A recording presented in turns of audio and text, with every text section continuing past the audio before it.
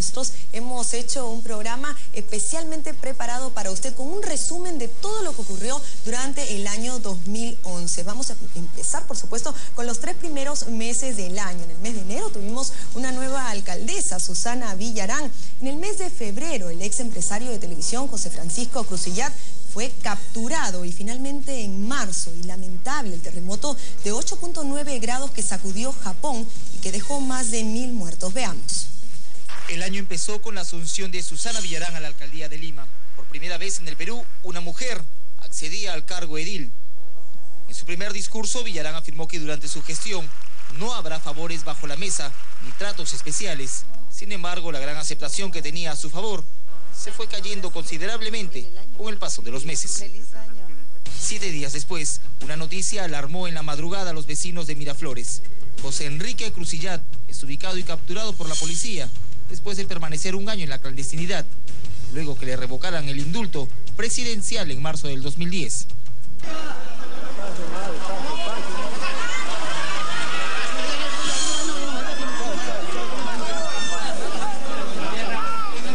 Ese mismo mes, el ambiente televisivo se vio conmocionado cuando el conocido maquillador Carlos Cacho fue internado en el penal San Jorge por atropellar a un Humberto Izarra en aparente estado de ebriedad. 2 hechos más se sumaron al acontecer noticioso. Brasil registró la peor inundación de su historia, con más de 500 muertos, mientras que Alejandro Toledo presentó su plan de gobierno, iniciando así su campaña presidencial. Febrero empezó con la danza de las pruebas toxicológicas por parte de los candidatos presidenciales, quienes le exigían al líder de Perú Posible, Alejandro Toledo, someterse a dicha prueba. Sin embargo, otro candidato, pero al Congreso, hacía noticia en la movida electoral. José Vázquez Montero, conocido en el ambiente artístico como Pepe Vázquez, la pasaba muy mal al ser implicado en el caso de narcotráfico. En el marco internacional, la renuncia de Hosni Mubarak al gobierno egipcio fue celebrada en las calles por miles de personas que durante 18 días reclamaron su salida. A pocos días de finalizar el mes, Nueva Zelanda fue sacudida por un sismo de 6 grados en la escala de Richter. El esperado debate presidencial organizado por el diario El Comercio el jueves 3 de marzo no colmó las expectativas del electorado. En el segundo debate, los más populares se enfrentaron y hasta se acusaron mutuamente.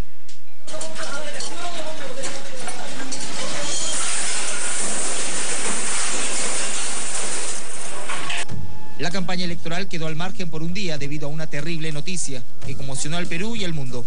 El 11 de marzo, un terremoto de 9 grados, seguido de un tsunami, destruyó las costas de Japón, dejando a más de 15.000 víctimas, 3.500 personas desaparecidas y 6.000 heridas. Mientras el mundo se vestía de luto y lamentaba la tragedia por varios días, 3 meses después de su desaparición en Rusia, fue encontrado el cadáver del diplomático peruano Sergio del Castillo en las aguas del río Moscova, cerca del local donde se le vio por última vez. Faltando pocos días para las elecciones, CPI difundió una de las últimas encuestas donde se confirmaba el primer lugar de Ollanta, seguido de cerca por Keiko Fujimori, Alejandro Toledo y PPK. La noticia cambió el mapa electoral en todo el Perú. Y seguimos con más para usted. En el mes de abril comenzó la primera vuelta presidencial, pero también el Perú entero conoció el drama del ya joven universitario muy conocido Ciro Castillo. Mientras que en el interior del país la población puneña inició en junio una violenta protesta en contra de las actividades mineras. Mucho y más en el siguiente informe especial.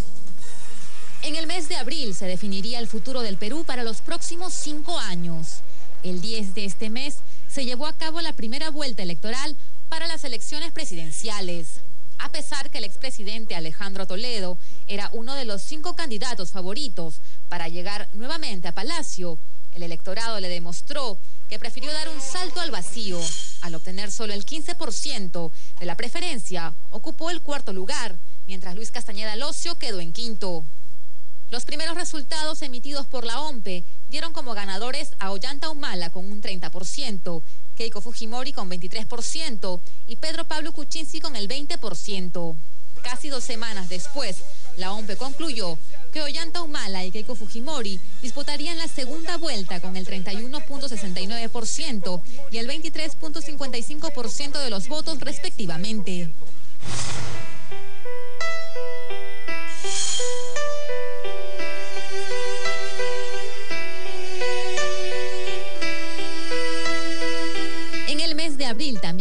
contaría una de las historias más increíbles, rodeada de misterio y que hasta hoy no tiene un final concreto.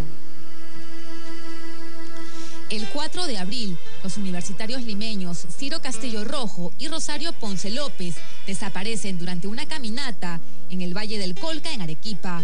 Se buscó a la pareja por aire y tierra. Luego de 10 días, el 13 de abril, Rosario es encontrada en una de las quebradas del Nevado Bomboya. Dejando atrás la tragedia de haber perdido a la princesa del pueblo, a Lady Di, esta mañana ya se casó su hijo, el príncipe Guillermo de Inglaterra. En el plano internacional, los nuevos duques de Cambridge dieron el sí quiero frente al altar principal de la abadía de Westminster. El príncipe Guillermo y Kate Middleton se casaron el 29 de abril durante una ceremonia religiosa que fue seguida por millones de televidentes en el mundo entero. La boda real recordó el casamiento de los padres de Guillermo, el príncipe Carlos y Diana.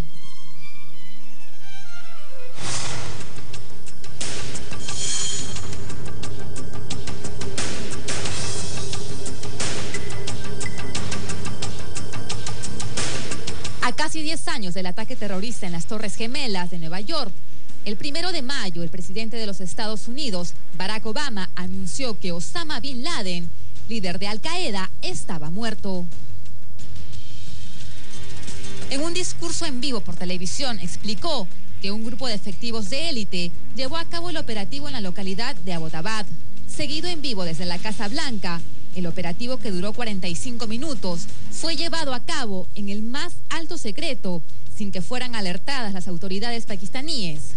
Al parecer, Bin Laden murió por un tiro en la cabeza del Comando Especial estadounidense que llevó a cabo la operación. Las fuerzas especiales le dieron la opción de rendirse antes de matarle. Sin duda alguna, hechos impactantes, pero continuamos con este recuento. El mes de junio comenzó con la segunda vuelta presidencial. El ambiente electoral se tornó bastante reñido entre Keiko y Humala. Finalmente, como todos lo sabemos, Ollanta fue elegido como el nuevo presidente de la República. En junio reinó la incertidumbre por saber quién llevaría las riendas del país durante los siguientes 5 años. Ya eran solo Keiko Fujimori u Ollanta Humala y más de 28 millones de peruanos que estuvieron invadidos por innumerables promesas, destapes, denuncias y hasta inesperadas alianzas. Flash electoral. Resultados de boca al urna a nivel nacional. Ollanta Humala 52.5. Después de tanto esperar, llegó el 5 de junio y con una mínima diferencia, Ollanta Humala se llevó la victoria, la presidencia del Perú.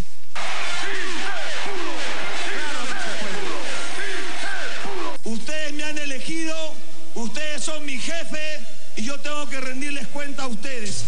Durante sus primeros días como presidente electo, inició una gira por distintos países, mientras que en el Perú, los puneños reiniciaban las protestas, exigiendo la acción de las obras mineras.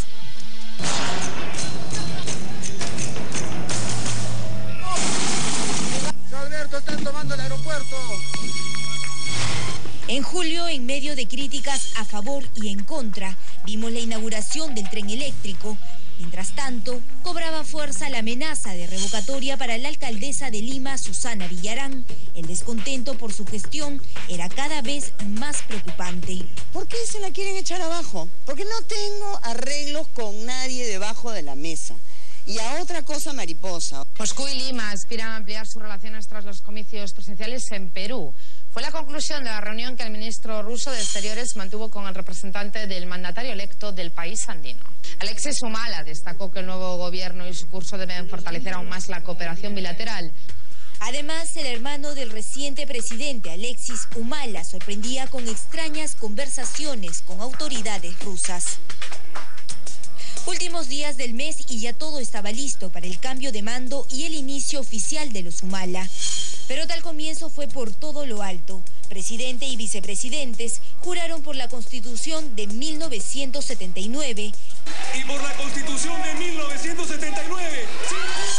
Exaltando a muchos que hablaron más de la cuenta, como Marta Chávez, que terminó ganándose su suspensión. Así es, ya llegamos a la mitad del año, el mes de agosto, donde vimos a la congresista Marta Chávez hacer un papelón en el Congreso de la República. Esto le costó la suspensión.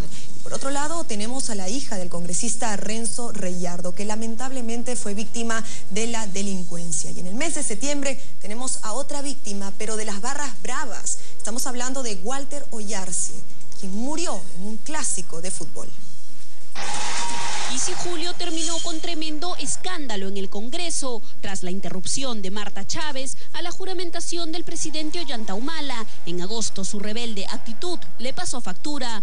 La parlamentaria fujimorista fue suspendida de sus funciones por 120 días sin goce de haber. El señor Humala aún no ha juramentado, aún no es presidente, es una persona de facto. Y si no fue un buen mes para Marta Chávez, lo fue menos aún para el congresista Renzo Reyardo. Su hija de 9 años, Ariadna, fue baleada en el pecho cuando delincuentes intentaron robar la camioneta en que viajaba junto a su madre en San Borja. El cuadro que encontré fue dantesco, mi esposa tirada en el piso, mi hija dentro de la camioneta gritando.